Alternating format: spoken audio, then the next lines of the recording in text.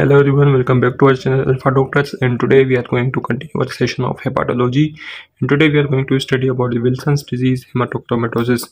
So Wilson's disease is also known as the hepatolenticular degeneration. Hepatic means degeneration of the hepatic tissues, that is liver, and lenticular means there is a system in the brain that is known as the basal ganglia, and if there is deposition or degeneration of the lenticular system due to disorder in the copper metabolism, तो it known as the hepatolenticular degeneration, जिसको हम Wilson's disease भी बोलते हैं. It is due to autosomal recessive mutation in the hepatocyte copper transferring ATPase gene, जिसको हम ATP7B gene के नाम से भी जानते हैं, और ये मौजूद होती है क्रोमोसोम नंबर 13 पे.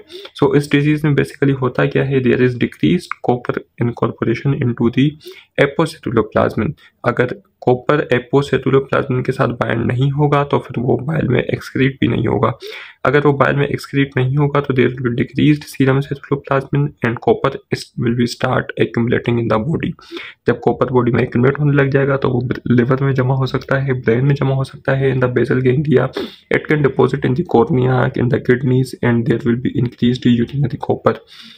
So it presents in the patients before age of 40 with liver disease, यानी कि हेपेटाइटिस हो सकता है, acute liver failure and cirrhosis हो सकता है. न्यूरोलॉजिक डिजीज के साथ एसोसिएट हो सकता है, such as dysarthria, dystonia, tremors and parkinsonism. These all are symptoms of the basal ganglia disorder. Psychiatric disease के साथ एसोसिएटेड हो सकता है, और अगर कॉर्निया में डिपॉजिट होने लग जाए then it can produce Kayser Fleischer rings and due to deposition in the descendant membrane of the cornea, and there will be hemolytic anemia. This hemolytic anemia is the Coombs negative, यानी कि autoimmune disease का नहीं associate होता. It is due to copper dysregulation. ठीक है. उसके अलावा renal disease, जिसको हम फेनकनी सिंड्रोम बोलते हैं, उसके साथ भी विल्सन्स डिजीज एसोसिएटेड होती है.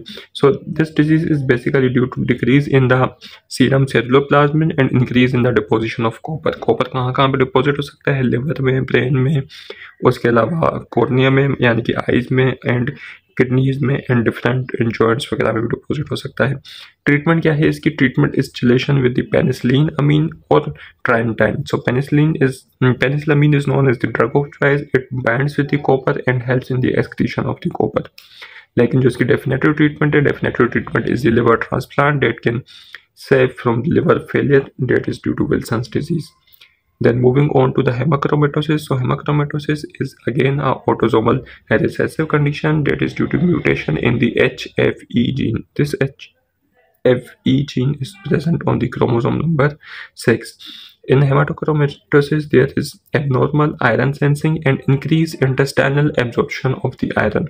यानी कि बॉडी में फेरेटिन की अमाउंट भी बढ़ी हुई होगी एंड आयरन की अमाउंट भी बढ़ी हुई होगी, क्योंकि वहाँ से कंटिन्यूस एब्जॉर्प्शन हो रही है और उसकी एब्जॉर्प्शन जो है वो रुक नहीं रही. TIBC विल बी लो, क्योंकि वो it is the transference saturation जो कि आयरन की बाइंडिंग कैपेसिटी बताता है. तो फेरेटिन एंड आयरन बढ़ा हुआ होता है, TIBC कम होता है.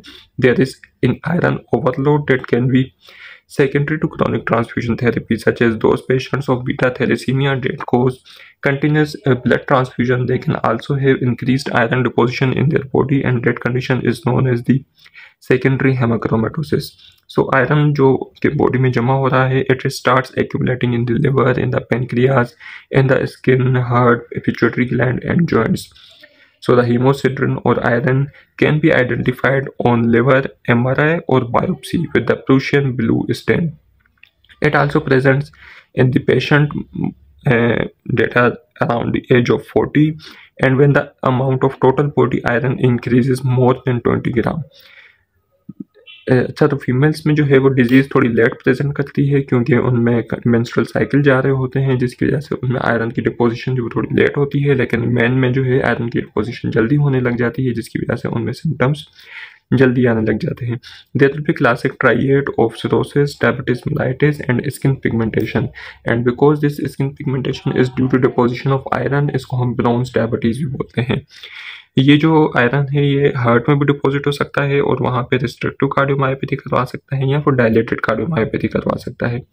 और इसके अलावा पिट्यूटरी ग्लैंड में डिपॉजिट होने के बाद ये हाइपोगोनाडिज्म करवा सकता है. जॉइंट्स में डिपॉजिट होने के बाद ये आर्थ्रोपैथी कोज करवा सकता है due to disease that is known as the calcium pyrophosphate deposition, जिसको हम सीडो, गाउट या फिर ऑस्टियोआर्थराइटिस से एसोसिएट कर सकते हैं. ठीक है। उसके अलावा hepatocellular carcinoma is the common cause of death in hemochromatosis, क्योंकि अक्सर बाज़ औक़ात ऐसा होता है कि डिजीज़ बहुत ज़्यादा प्रोग्रेस कर जाती है लेकिन पता नहीं चलता। And because iron is a toxic molecule, toxic metabolite, तो ये लिवर में कुछ ऑक्सीडेंट एंटीऑक्सीडेंट वाले पाथवेज से वहाँ पे लिवर को डैमेज कर रहा होता है। That can progress to hepatocellular carcinoma. Treatment is that really simple. अब जो भी आयरन एक्स्ट्रा डिपॉजिट हुआ है उस आयरन को निकाल दो, यानी कि repeated phlebotomy and iron chelation with deferasirox और deferoxamine are the treatment of choices. So this was all about the Wilson's disease and hemochromatosis. In our next sessions, we are going to continue about the biliary tract disease and other pathologies of the liver. If you have any questions, you can ask in the comment section. Thank you.